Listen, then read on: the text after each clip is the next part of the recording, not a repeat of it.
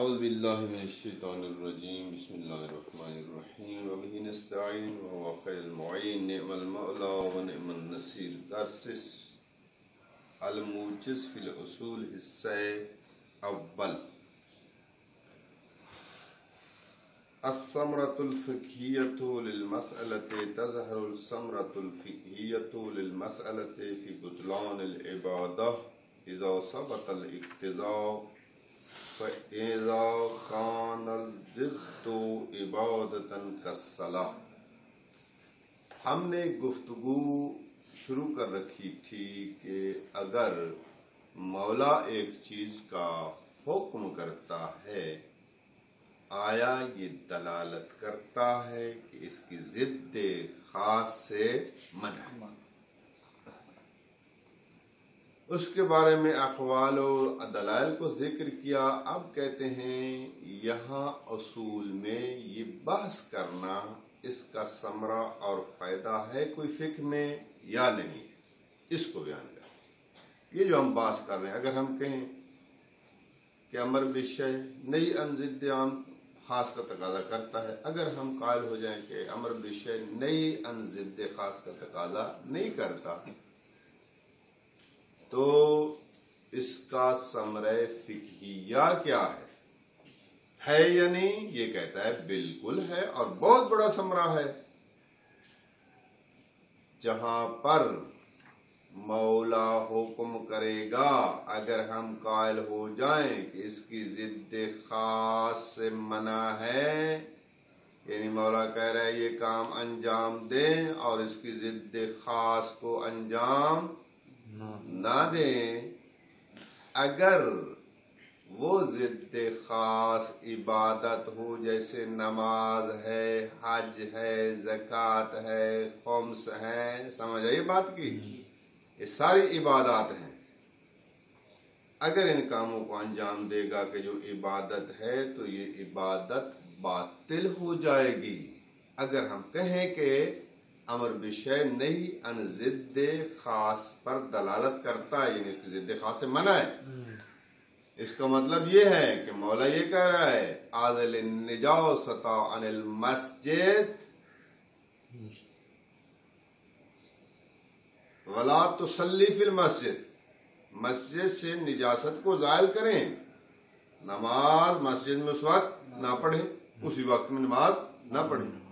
اب اگر کوئی شخص نماز پڑھتا ہے اور ترک ازالہ کرتا ہے، نماز میں مشغول ہو جاتا ہے، نماز صحیح ہے اس کی؟ کیوں؟ اس لیے کہ اگر عبادت کے ساتھ نہیں تعلق پیدا کر لے تو وہ کام بن جاتا ہے مبغوض مولا، مولا کی ناراضگی کا باعث بن جاتا ہے۔ جو مبغوض مولا ہوتا ہے وہ متقرب مولا نہیں ہو سکتا، اس کے ذریعے سے آپ قصد قربت نہیں کر سکیں گے، اس لیے نماز پڑھیں گے تو نماز آپ کی باطل۔ میں سمجھے؟ یہ ایک مسئلہ ہے۔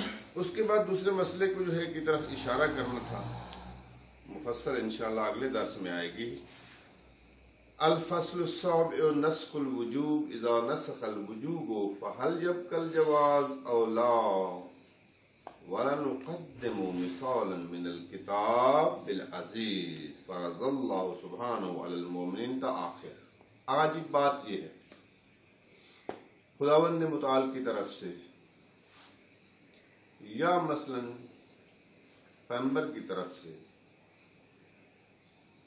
احادیث آئی ہے یا آیت قرآنی آئی ہے خداوند متعال کی طرف سے، جس میں ایک حکم آیا ہے، کچھ عرصے تک اس پر عمل ہوا ہے، پھر اس کے بعد دوسری آیت آئی ہے یا دوسری حدیث اور روایت آئی ہے، اس نے آ کر اس حکم کو منسوخ کر دیا ہے، اس حکم کو منسوخ کیا۔ مثلا قرآن کی آیت ہے کہ یا ایھا الذین، بسم اللہ الرحمن الرحیم، یا ایھا الذین آمنوا اذا نجیتم الرسول فقدموا بین یدی نجواکم صدقہ۔ اے وہ لوگ کہ جو ایمان لائے ہو، اگر تم पैगंबर के साथ मख्फियाना गुफ्तगू करना चाहो तो गुफ्तगू से पहले सदका देना वाजिब है। ये वजूब सदका का हुक्म आ गया। फिर कुछ लोगों ने नहीं बल्कि सिवाय अमीरुल मोमिनीन के बाकी सब ने जो है पैगंबर से कलाम करना, मख्फियाना तो दरकिनार, कलाम करना ही छोड़ दिया। अमीरुल मोमिनीन एक थे जो सदका भी देते थे और गुफ्तगू भी करते थे। अब कुछ अरसे तक तो ये रहा, फिर खुदा ने देखा कि अजब मुसलमान है, हिदायत नहीं कर रहे, पैगंबर को जो है मसले पूछने से किनारा किश है। तो फिर दूसरी आयत आ गई, अशफक्तुम अन तुक़द्दिमू बैन यदै नजवाकुम सदक़ातन, आया तुम्हारे लिए मुशक्कत है कि तुम मख्फियाना गुफ्तगू करने से पहले सदका दो। अगर तुम्हारे लिए मुशक्कत है तो कोई हर्ज नहीं है, यानी तुम सदका देना तुम्हारे लिए वाजिब नहीं। अब पहली आयत जो है वो मनसूख कहलाती है और ये दूसरी नासिख। अच्छा, आयात में भी है, इसी तरह रिवायात में भी हो सकता है। मेरे पास मिसाल नहीं है लेकिन मैं मिसाल के तौर पर बयान करूं कि हो सकता है रिवायात में भी एक हुक्म आया और फिर बाद में जो है दूसरी रिवायत के जरिए से वो मनसूख हो गया हो। तो यहां पर बहस ये है कि ये नासिख जो आता है ये किस पे दलालत करता है? नासिख मनसूख किसको करता है? उठाता किसको है? रफ किसको करता है? बात समझ आ रही है? इसके बारे में बहता है, कहते हैं फवक्कल कलाम फी बक़ाए जवाज़ तक़दीम।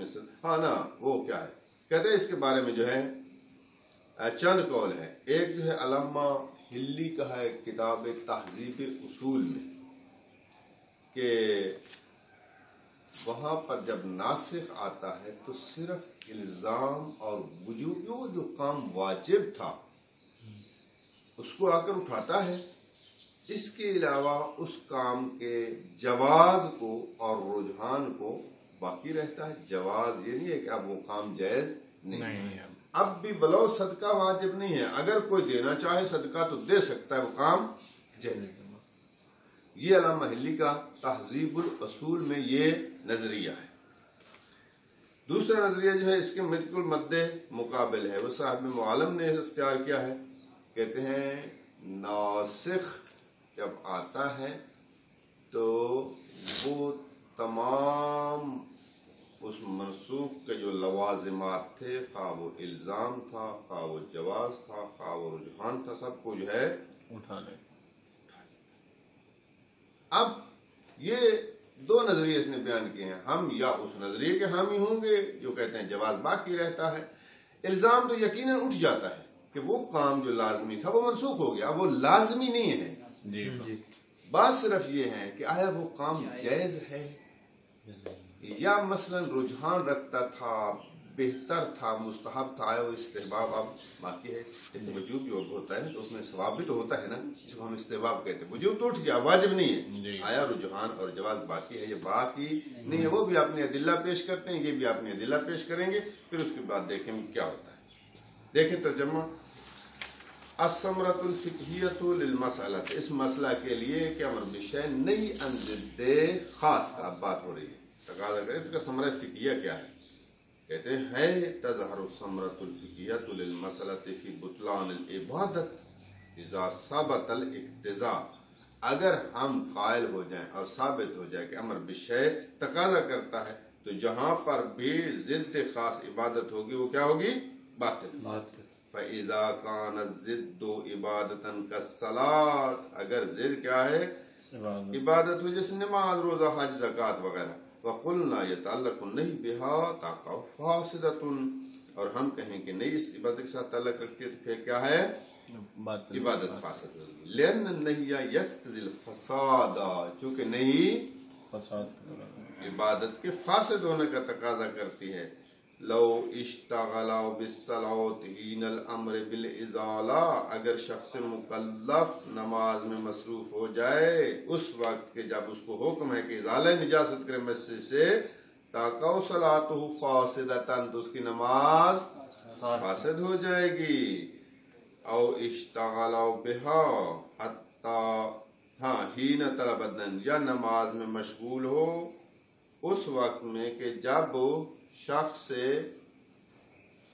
क्या कहते हैं دائن طلب کی قرض دینے والا جو ہے اپنے قرض کو طلب کرے. اس وقت اگر وہ نماز میں مشغول ہو تو چونکہ حکم ہے کہ فوری طور پر اگر آپ کے پاس پیسے قرض ادا کریں، اس کا مطلب ہے نماز نہ پڑھیں. اگر آپ نماز پڑھیں تو نماز آپ کی باطل ہے. الفصل السابع نسخ الوجوب، وجوب کا منسوخ ہونا. اذا نسخ الوجوب فهل يبقى الجواز او لا.